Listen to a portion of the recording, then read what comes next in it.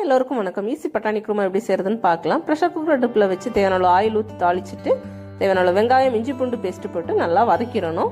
வதங்கினதும் இதுக்கு காரம் தரக்கூடியது வந்து பச்சை மிளகா தான். 4 பச்சை மிளகா சேர்த்துட்டு மசாலா பார்த்தீங்கன்னா மஞ்சள் தூள், கொஞ்சம் கரம் மசாலா, பெப்பர் தூள், தேவையான உப்பு சேர்த்து நல்லா வந்து இதை வதக்கி விட்டுறணும். நான் 2 பீன்ஸ் சேர்த்துருக்கேன். அப்புறம் பட்டாணி முந்தின நாள் ஊற வச்சிருந்தேன், அதை சேர்த்துடலாம்.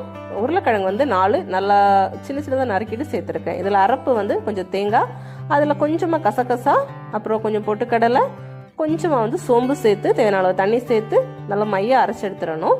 அதை வந்து இந்த கலவையில் வந்து நம்ம ஊற்றிட்டு நல்லா மிக்ஸ் பண்ணி எடுத்துக்கணும். தேவையான அளவு தண்ணி சேர்த்துட்டு 4 விசில் வந்து வச்சு எடுத்துட்டோம் அப்படின்னா நம்மளோட சூப்பரான பட்டாணி குருமா வந்து ரெடி ஆகிடும்.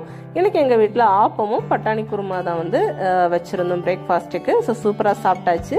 நல்லா காம்பினேஷன். இது கூட வந்து கேரட் கூட சேர்த்துக்கலாம், நல்லா தான் இருக்கும். வீடியோ பிடிச்சிருந்தா மறக்காமல் சப்ஸ்கிரைப் பண்ணுங்கள். தேங்க்ஸ் ஃபார் வாட்சிங்.